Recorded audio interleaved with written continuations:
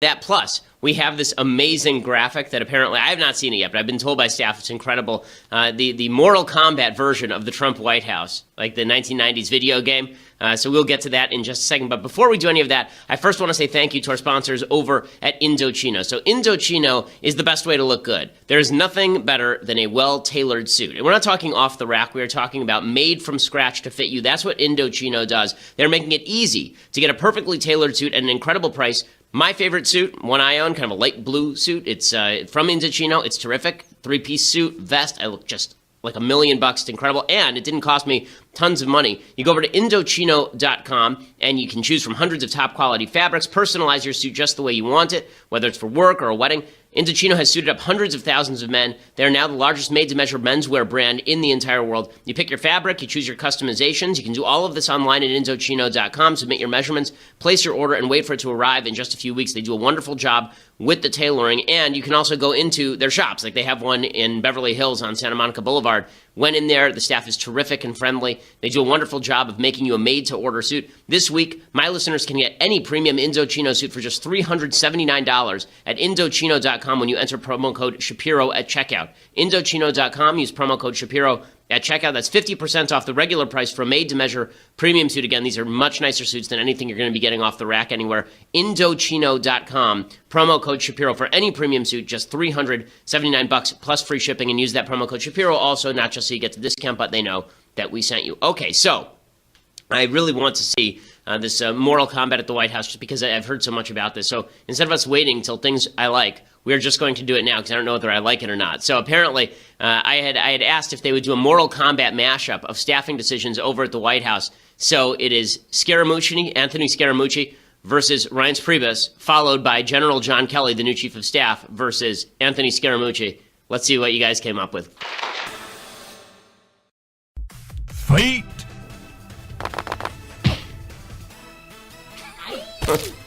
Scaramucci wins flawless victory. Fight! Finish him. Oh, no. Wins flawless victory. That's pretty spectacular, guys. Okay. Oh, well done by the graphics team over at the Daily Wire for that. So on that uplifting note, let's jump into something that is good that President Trump did. So, you know what? Do we have good Trump, bad Trump on hand? Because there's a lot of good Trump, and when there's a lot of good Trump, I like to play good Trump, bad Trump. Do we have it available? Give it a beat. Okay, we'll grab that in just a second. But suffice it to say, no. Good Trump, bad Trump, which one will we get today? So the production team is both on top of it and not on top of it today. But there's a lot of good Trump today. So the good Trump begins with President Trump introducing what he's calling the RAISE Act. First of all, I'm very irritated with the general notion that every bill has to be some sort of acronym. So you come up with these insanely long names for a bill just so that it is called the RAISE Act as opposed to just being like the Immigration Act. So it's the RAISE Act. But in any case, what the RAISE Act does is actually really good. Now, I want to talk about the content. Here was Trump introducing it yesterday. He's standing next to Senators Tom Cotton of Arkansas and David Perdue of Louisiana. The RAISE Act is designed at limiting legal immigration, not illegal immigration. That's what the non-existent wall will be built for, we hope. That is why you have seen an increase in actual enforcement. But crackdowns on legal immigration. And I will explain my view on when legal immigration should be increased, when it should be decreased in just a second. But here's Trump introducing this bill yesterday. The RAISE Act, R-A-I-S-E, the RAISE Act will reduce poverty, increase wages, and save taxpayers billions and billions of dollars. It will do this by changing the way the United States issues green cards to nationals from other countries. The RAISE Act ends chain migration and replaces our low-skilled system with a new points-based system for receiving a green card. This competitive application process will favor applicants who can speak English, financially support themselves and their families, and demonstrate skills that will contribute to our economy. The RAISE Act prevents new migrants and new immigrants from collecting welfare and protects U.S. workers from being displaced. Crucially, the Green Card reforms in the RAISE Act will give American workers a pay raise by reducing unskilled immigration. This legislation will not only restore our competitive edge in the 21st century, but it will restore the sacred bonds of trust between America and its citizens. Okay, so overall, This the proposals that he's proposing here are they're really good. They're really good. Okay, so what the RAISE Act does, and a lot of it is really good, is it limits legal immigration, and it does it based on a points-based system. So right now we have a visa lottery, which is just idiotic. Why should it be a lottery to get into the country? We are the greatest country on the face of the planet in human history. We should be able to choose who comes in and who does not. We should only bring in people who are beneficial to the country at large, people who can help the economy, people who are going to assimilate, people who are going to integrate, people who are going to better the stock of the United States. I don't mean racial stock, but I mean the intellectual and moral and social stock of the United States. You know, all of these things this is not a very difficult call, right? I mean, if you were to start a community, you'd want to be pretty selective about who is allowed to enter the community. If you go to a church or a synagogue, you want to be selective about who's allowed in your community because you don't want it being overrun with people who don't agree, right? This is why we have social clubs. Okay, the United States is a country that is founded on an idea. If you bring in hundreds of millions of people who don't believe that idea, you got a problem. And this has been the problem with the way that America has approached immigration since the 1960s. So until the 1960s, the vast bulk of immigrants coming to the United States were coming from Western Europe and some from Eastern Europe. And the reason that was better than what came afterward is because one of the criteria to get in is that, number one, you weren't going to take welfare, and number two, you spoke English, or you were willing to integrate, you were willing to assimilate quickly into an English-speaking language. And in 1967, they decided no longer would they privilege people who had educations, who had degrees, who had economic backgrounds, who spoke English, who had a history in Western civilization. Now, we were just going to take in basically anyone who applied first come, first serve. What that did is it changed the kinds of people who are coming over into the United States, not because they're bad people, but because when you change the countries from which you draw, you change the cultures from which you draw. When you change the system of government in the United States toward a welfare-based system, you're going to change the kinds of people who apply for entry. I mean, if you have a store that's giving away free product, you're going to get a different clientele than if you have a Burberry's where everything costs a bajillion dollars. Right? This is why you have a different crowd that goes to Disneyland than goes to Magic Mountain. Disneyland, the prices are much higher. Very, very different crowd goes to Disneyland than goes to Magic Mountain. So none of this is really or should be controversial.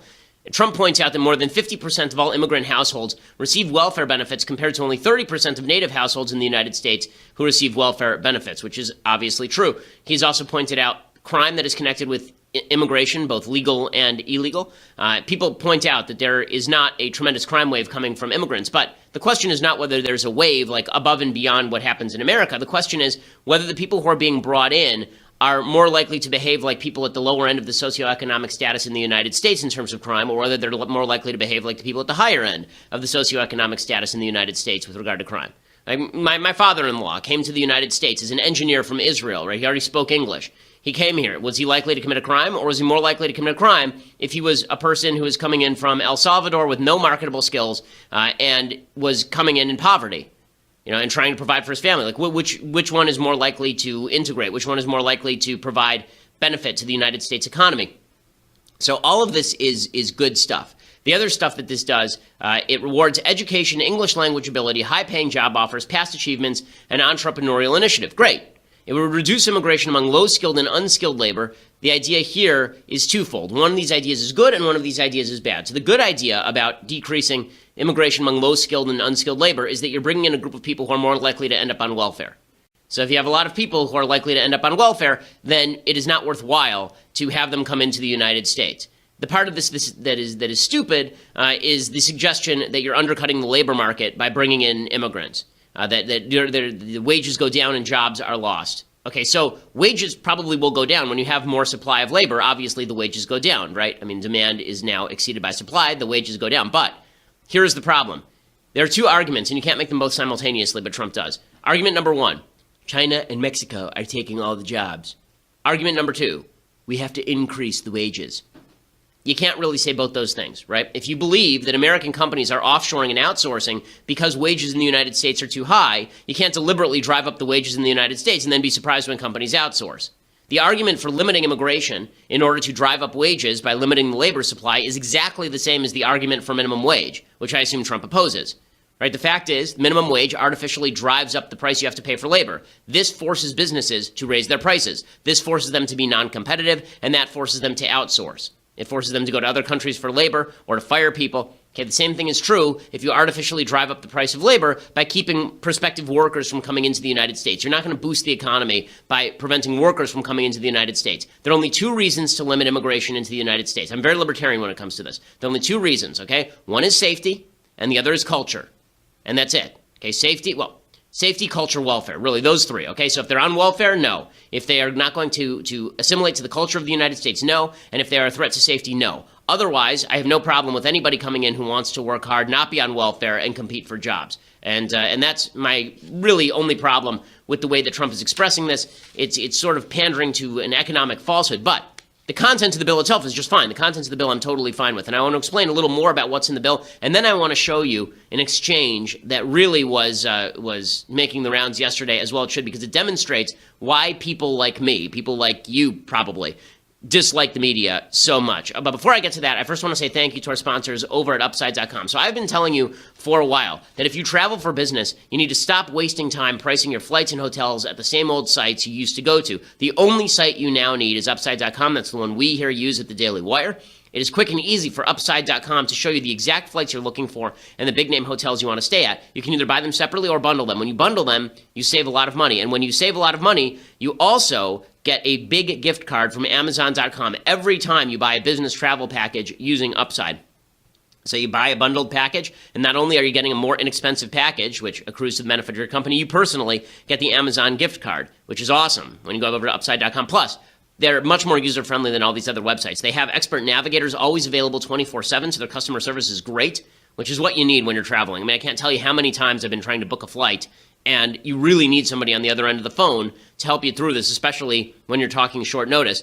They have concierge level of service, and it is second to none. You get the VIP treatment while paying low prices and getting that Amazon.com gift card every time you book a package. Right now, when you use promo code BEN, you are guaranteed to get at least a $100 Amazon.com gift card on your package purchase. Again, that is code BEN. When you go to Upside.com, you get that $100 gift card for free. Upside.com, minimum purchase required. See site for complete details. Again, go to Upside.com, use that promo code BEN. Promo code BEN will also let them know that we sent you. Okay, so the bill itself would limit refugee status to 50,000 people a year. It would kill that diversity visa lottery program, which, as I said, is stupid. You shouldn't have a lottery for diversity. That's dumb. It would prioritize immediate family members of people who immigrate. So my father-in-law comes in, now he can bring his wife and children, but it doesn't allow him to bring in his entire extended family from Morocco, right? That's just not a thing. This is what Trump was talking about when he talks about chain migration, this idea that one person sets roots, and then now you get 1,000 people who are the extended relatives coming in because that one person settled down.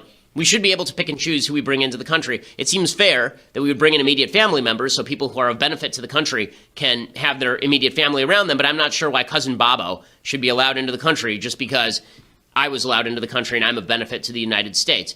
So all of this is really good stuff. I mean, like top-notch stuff. The biggest problem is that this is not going to pass, right? So Dianne Feinstein, Democrat from California, she was saying this is not going to pass. In all likelihood, it's going to be very difficult to get people like John McCain on board. And here's Dianne Feinstein, suggesting as much. So it's a program that I hope, candidly, won't see the light of day. I don't know whether it will or not, but I think in the Judiciary Committee, it's not going to be very welcomed. Does this, the White House and Stephen Miller and the president, they kept referring to what they called a fact that this new policy, this new immigration policy, would help African Americans and Hispanic workers who are here in the United States. Do you accept that? Well, I don't see how, candidly. I don't see how when you cut back on all of these categories, which make America, help America to be what the Statue of Liberty says. And we do it within reason. And there have been cutbacks, and there are long lines. Okay, so even Dianne Feinstein, here's why Trump is really doing it. Not because he thinks that this is going to pass, but because it's a good political move. Exactly the stuff he's talking about with immigration that I dislike is the stuff that a lot of voters like. They want to be told that the reason they're losing their jobs is because of these people coming across the border legally on low-wage visas who are taking their jobs.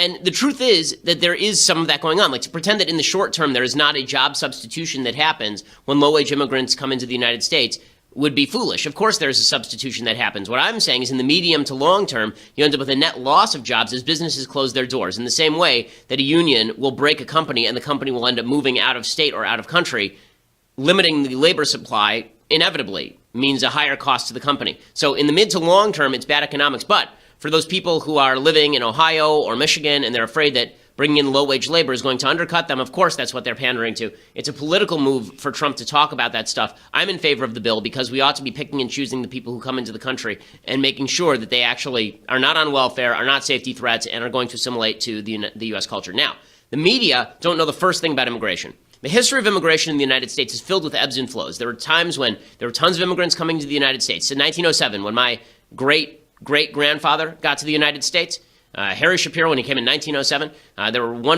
over 1 million immigrants that came into the United States that year, mostly from Western and Eastern Europe.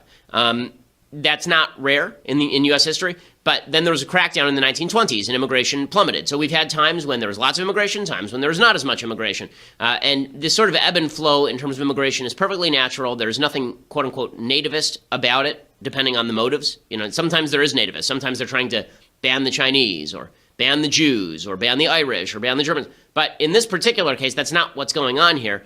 This is a case that you have to have people who are willing to assimilate, and you have to have people who are not safety threats and people who are not going to be on welfare, all of which seems perfectly decent to me. Now, what happens, the media, because they are so eager to call President Trump a racist, sexist, bigot, homophobe, and all the rest, they immediately decide without any evidence that this bill is based on racism. Right? This is their routine. So Stephen Miller, a guy I know, and who is definitely an expert on immigration. I mean, as I've said before, I remember it must have been 2013, there was an event, or would have been 2014 actually, 2014, 15, there was an event at which I did, it was like a late night dinner / drinking session with Stephen Miller, Ann Coulter, Jeff Sessions, and me. And Stephen knows what he's talking about. When it comes to immigration, this is his specialty. This is where he's best. Now, his manner is very aggressive, and that's abrasive to some people, but the person who gets hammered here is not Stephen Miller, it's Jim Acosta. Jim Acosta is the reporter from CNN. He doesn't know anything about immigration, like nothing about immigration. You're going to see that on full display in this particular clip. What you're proposing here, what the president is proposing here, does not sound like it's in keeping with American tradition when it comes to immigration. The Statue of Liberty says, give me your tired, your poor, your huddled masses, yearning to breathe free. It doesn't say anything about speaking English or being able to be a computer programmer. Aren't you trying to change what it means to be an immigrant coming into this country if you're telling them you have to speak English? Can't people learn how to speak English when they... Okay, so there's nothing wrong with telling people they need to learn how to speak English. I love this idea from the left and from the media that what it says in Ammo Lazarus' poem on the Statue of Liberty is somehow U.S. law. And when it says, give us your tired, your weary, your huddled masses, yearning to be free. Well, the key phrase in that, actually, which everyone seems to be ignoring, is yearning to be free. Okay, it doesn't say yearning for free stuff. It means yearning to be free. So the English language requirement is only a requirement now because we've had 2 generations of immigrants who have not bothered to learn English in many cases. Their kids learn English, but they themselves have not, like when my great-great-grandfather came to the United States, he spoke Yiddish. His kids did not speak Yiddish. It was actually forbidden in the household for them to speak Yiddish because they wanted their kids to learn English and integrate into American society. That's not the way that it works anymore. Now here in California, we have English as second language. Right? You have full classes taught in Spanish in public schools. You know, that is not the way that we were told immigration was supposed to work. So when you have Jim Acosta doing the, huddled masses yearning to be free, the immediate and obvious point is, okay, Jim, and there have to be some restrictions on immigration. What would you propose those be? Should we just welcome 7 billion people into the United States? Should everyone come in? Because clearly you think that that's what Emma Lazarus' poem means. If you want to come here, you should be able to come here.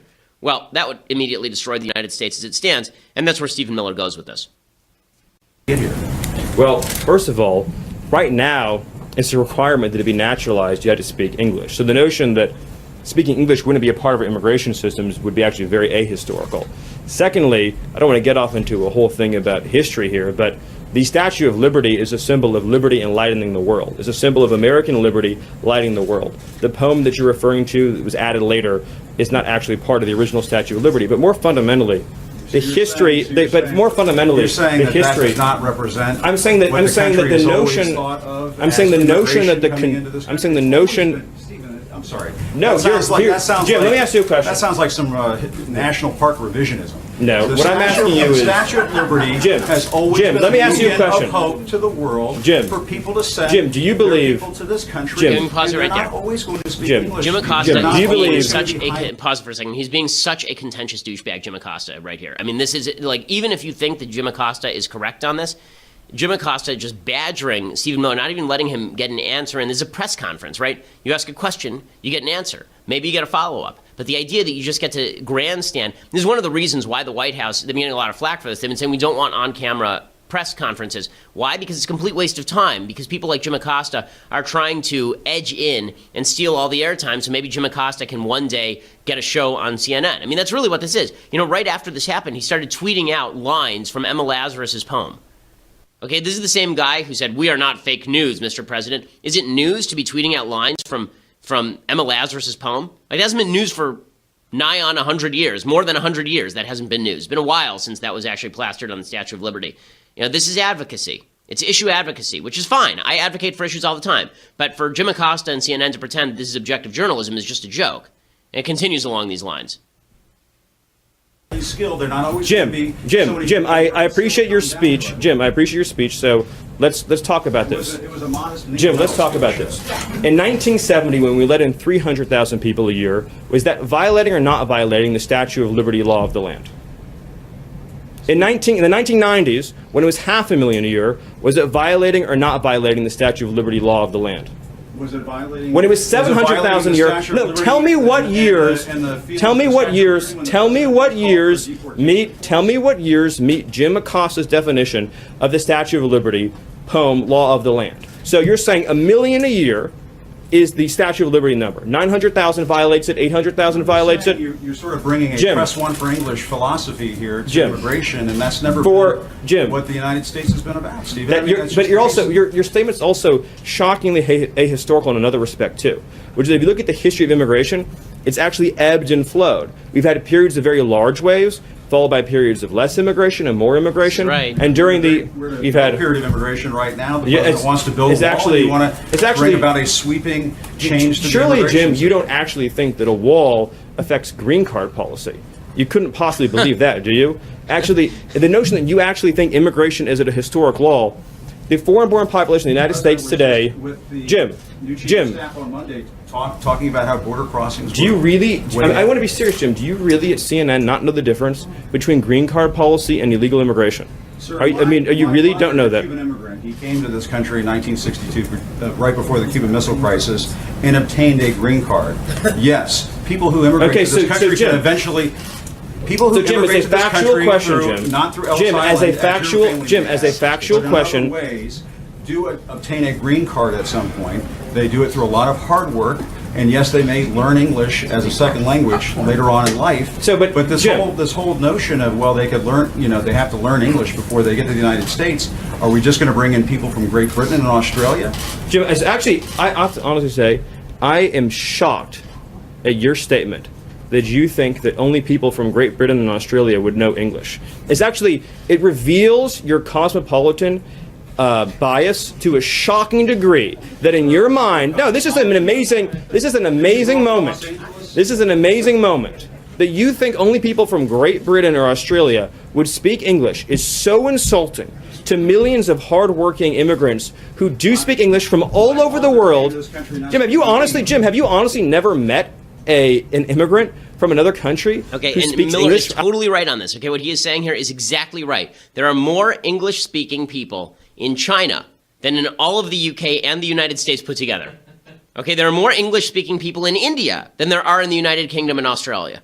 Why? Because there are lots of people in India, right? There are lots of people in China. There are 1 billion people in China, and probably a third of them speak English, right? 40% of them probably speak some form of English. If you go to Israel, everybody speaks English, right? Hebrew is the first language. Everybody speaks English in Israel. You go to Italy, everybody speaks English. You go to France, everybody speaks English. The idea that only the UK and Australia, they speak English, I mean, they teach English everywhere because English is the universal language of commerce right now.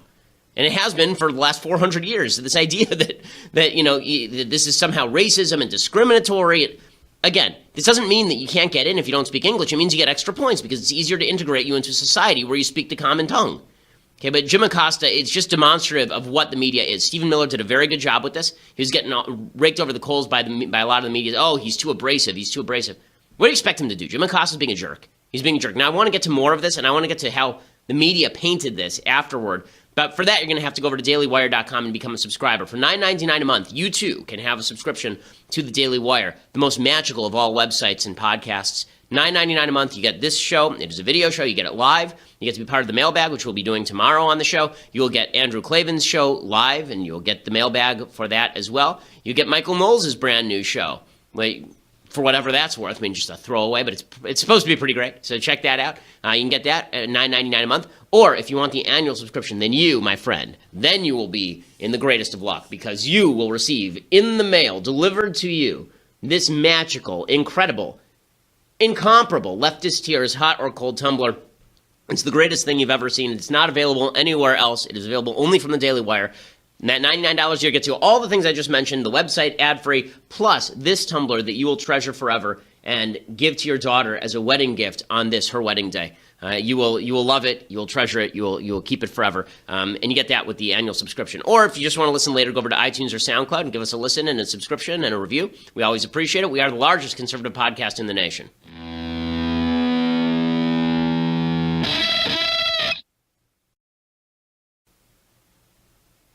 So as you see, Stephen Miller absolutely hammers CNN's Jim Acosta. And what is Acosta's response to this? I mean, this is full-on delusional crap, right? Because Jim Acosta then goes on CNN and he says, hey, man, Miller couldn't handle me. I was too much for him. It was odd to see the White House wolf in the form of Stephen Miller, one of the top policy advisors, sort of sound like a Statue of Liberty originalist, as if there's some difference between what the Statue of Liberty looked like when it was first brought over here to the United States and what it looks like now with a poem attached to it. I just thought that was an odd moment. It was just a poor argument. And whenever they're bashing the media wolf, my sense always is that they're just losing the argument, and I think you saw that today.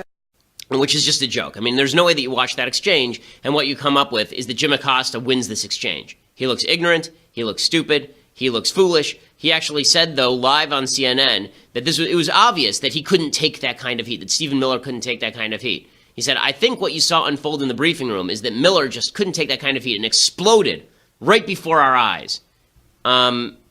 No, that's no one who watched that thought that that's where that was coming from. No. Acosta then said that Stephen Miller, when he says you have a cosmopolitan bias, it's not often you're accused of a cosmopolitan bias from someone who went to Duke University wearing cufflinks in the White House briefing room. Not a completely unfair critique of Stephen Miller, except for the fact that it is a left-wing coastal bias. Like, to pretend that Stephen Miller doesn't represent the thoughts and feelings of people in the middle of the country more than Jim Acosta is just silly. But that's not really what this was about. It was about virtue signaling. And Jim Acosta says that this was a dog whistle. It's just a giant dog whistle. He says that, quote, when you hear about the president make some of the comments he makes about immigrants, and when you see Stephen Miller, a policy, talking about this, it's a wink. Right? Here's what he had to say. Talking about deportation forces, and when you see Stephen Miller, a policy advisor to the president, talking about an English language preference for people coming into this country, it is a wink, it is a dog whistle to certain parts of this country that they are going to be looking at the racial and ethnic flow of immigrants coming into this country. What absolute horsepucky. Again, it's not about the ethnic and racial flow. It's about the cultural flow. It's about the income flow. It's about the education flow. But this is what the left never understood. When they made the immigration case for the last 20 years, they kept saying things like, well, you let anybody in and it's not a problem at all. You had people in the middle of the country going, wait a second. It'd be like Victor Davis Hanson, who lives up in Northern California, Central California, saying, my entire town has been transformed by people who don't speak English, who don't abide by basic Western standards of civilization. You know, there are a lot of people who suffer, and there is a cosmopolitan bias to this. I know. I live in L.A. I've lived my entire life in L.A. In L.A., here's the truth about how people like Jim Acosta and members of the media think about this kind of stuff. The way they think about this kind of stuff is they live in very nice houses, they went to top universities, and the only time they see immigrants, legal or illegal, is usually when they are working with them at the top notches of business, right? They're working with them as like an IT person, or the person comes in and now they're a nurse, right? Or illegally, they're the people who mow their lawn. right? The nanny who takes care of their kids. Those are the only people they see. They don't ever see the people who aren't working, because the people who aren't working are down at the Home Depot waiting for somebody to pick them up, or alternatively, they're in East LA working with some sort of heroin cartel, right? I mean, like the fact is that most of the people who are coming in are not participating in drug-related activity, of course, but to pretend that that doesn't exist is just silly. It's just foolish. To pretend the criminal element doesn't exist is foolish. To pretend poverty doesn't exist is foolish. Drive over to East LA, look around, and tell me that the poverty that is endemic in that community has nothing to do with the immigrants who are being brought in, that it's just the American system that causes that poverty. No, if you come in and you bring a bunch of people who have no skill set, then this is what you are going to get. Okay, that is not their fault, and it's not your fault. That's just the way it is. Okay, people with no skill set are not the top choices for the United States to bring in, and that has nothing to do with race. There are a lot of people. There are countries in the world where if you bring white people in from those, I mean, like, people don't like to talk about the fact that, you know, there are a lot of Russian immigrants to this country. Well, presumably this new bill would harm Russian immigrants to this country if they can't speak English properly and have no skill set. Those people are white, so it's not about ethnicity. It's not about place of birth. It's about culture. It's about skill set. Again, the left refuses to acknowledge any of this, and so instead they castigate everyone who agrees with Trump that maybe we ought to be worried about the shifting culture of the country based on bringing in legal immigrants who then stay illegally, by the way. Legal and illegal immigration are connected. There are a bunch of people who have overstayed their visas, for example. That's like half of illegal immigration is people who came into the country legally and then overstayed their visas. But Acosta says, no, this isn't about actually attempting to protect culture and safety and economic growth. No, what this is really about is the unhealthy fixation on Mexicans. The whole notion that people who want to come to the United States, immigrate to the United States, should know English before they arrive. Why is that so central to this new strategy that the president is putting forward? Well, Wolf, I think at times this White House has an unhealthy fixation on what I call the 3 M's, the Mexicans, the Muslims, and the media. Their policies tend to be crafted around bashing one of those 3 groups, and we just see it time and again. And today on immigration, what the White House is essentially saying in a wink and a dog whistle to some of these battleground states that they won is that immigrants coming in from Latin America are taking your jobs. Well, if immigration is not the reason why the factory closed in Pittsburgh or the coal mine was shut down in West Virginia, the people who are struggling in those states, they need policies that will help get them out of this mess that they've been in for generations. Acosta saying all this, of course, he's for policies that redistribute wealth in the United States in order to help those people. So his idea is that you have to bring in everybody from Latin America who has a low skill set and creates wage competition, and then you have to pay welfare to all the people who are thrown out of work. Like, that's his idea, because Jim Acosta is on the left. This is all grandstanding. When he says Muslims, Mexicans, the media, listen, I'm not in favor of people attacking Mexicans. During the election cycle, when President Trump went after Judge Curiel and suggested that because his parents were Mexican, he couldn't be fair in his trial, I said that's disgusting. When it came to his Muslim ban, I said I don't think that a full Muslim ban is good policy. But when it comes to the media, there's a reason he's bashing the media, and it's because of the guy you see on your television screen right now. It's because of Jim Acosta. That's why he's bashing the media. It's not just Acosta, by the way. Glenn Thrush over at the Washington Post, he and Miller go at it, and here's what that looked like in the briefing room yesterday. Engineering and right, no recent study said that as much as $300 billion a year may be lost as a result of our current immigration system in terms of folks drawing more public benefits than they're paying in. But let's also use common sense here, folks. At the end of the day, why do special interests want to bring in more low-skilled workers, and why historically... I'm not asking for common sense. I'm asking for specific... Well, I think it's very clear, Glenn, that you're not asking for common sense. But if I could just answer... If I could just answer your question, I named the studies, Glenn. Glenn, I named the studies. I asked you for a statistic. Can you tell me how many? Maybe we'll make a carve out in the bill that says the New York Times can hire all the low-skilled, less-paid workers they want from other countries, and see how you feel then about low-wage substitution. This is a reality that's happening in our country. Look, maybe it's time we had compassion, Glenn, for American workers. President Trump has met with American workers who've been replaced by foreign workers, and ask them how this has affected their lives. Again, this is a strong political case. Again, I don't think it's a strong factual case that in the long run this is going to help the economy in any real way. But the political case that he's making against Thrush is an obvious one, and it's not nativism as much as it is, the idea that if you don't want people coming in who are going to threaten the wage base, then you can't have people coming in who are low-skilled. Okay, it's an argument with which I disagree economically, but it's at least a fair argument. To suggest that it's based on racism is just nonsense, especially because, as Miller says, a lot of the low-wage skill in the United States are people who are black or Hispanic. So, but that didn't stop Thrush from ripping Miller and then suggesting that this was, it was just terrible, just terrible. Miller got mad. I think Stephen Miller got airtime. And I think he enjoyed it immensely. He was not getting off that stage. Sarah Huckabee Sanders was standing around long enough to have been charged rent standing next to him. I thought she was going to get out a hook and like hook him after a while. I mean, he was like that guy who just kept going and going, and it wasn't going well, but he kept going anyway. Oh, you mean it was Scaramucci-esque? Right. It was in the mold of Scaramucci. You're right. This is your objective media, gang. This is your objective media going out. This is not even people like Anna Navarro, a former Republican strategist, okay? This is people like Glenn Thrush, objective media. Jim Acosta, objective media. Does this look objective to you?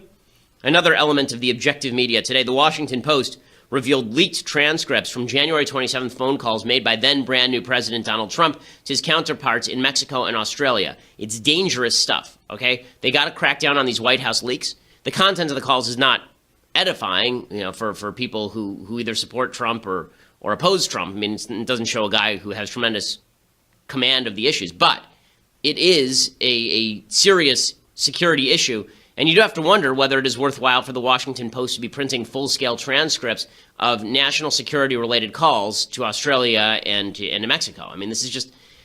The media is out to get Trump. There's no question about it. Now, I've been very critical of Trump. I've said that I think Trump needs to do a better job. But when you watch things like what happened in the White House briefing room yesterday, it is impossible not to come to the conclusion that the media have an agenda, and they are going to force that agenda through, and that agenda has nothing to do with policy and everything to do with character assaults, suggesting that everyone who agrees with some sort of crackdown on immigration or a change in the way we do immigration to bring in people who are more likely to assimilate and add to the economy rather than subtracting, that those people who want to crack down on that stuff, those people are the bad guys. They're evil, they're nasty, they're racist. It's just that it should be unacceptable for the media to do that, but that's their entire game at this point, and that's why Trump continues to hold his base. Okay, so time for some things I like, some things I hate, and then we'll get to the big idea. So, things I like, and we've been paying late homage to Anthony Scaramucci and doing characters who are like Anthony Scaramucci in movies, and he is a stock character from the films. And so this one, today's, comes from Boiler Room. Boiler Room is a really underrated film with Giovanni Ribisi and Ben Affleck. Ben Affleck sort of plays the Alec Baldwin, Glenn Ross part, but this is all about basically a scam firm, kind of a Wolf of Wall Street firm. That's basically a pyramid scheme. They just call people up, they sell them leads on stocks, and then when the stocks collapse, then they're not around to pick up on it. They get a commission based on the amount they sell. It has nothing to do with whether the stock goes up or down, and they're paid by companies to basically sell all this stock, these penny stocks that are not heavily regulated, and then if they collapse, no big deal. Here's the scene where Ben Affleck makes the pitch to all of the prospective Series 7 stockbrokers as to why they should work for his firm.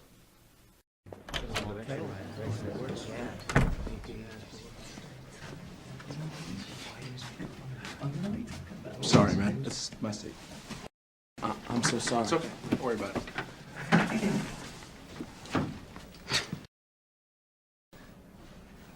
Get the out of here. What?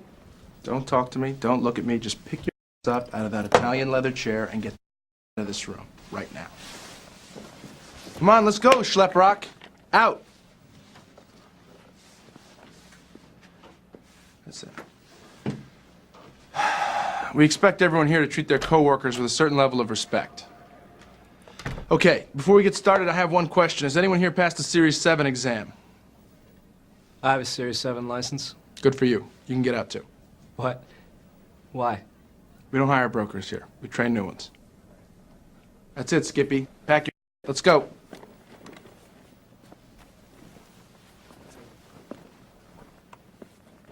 Okay. Here's the deal. I'm not here to waste your time, okay? And I certainly hope you're not here to waste mine. So I'm going to keep this short.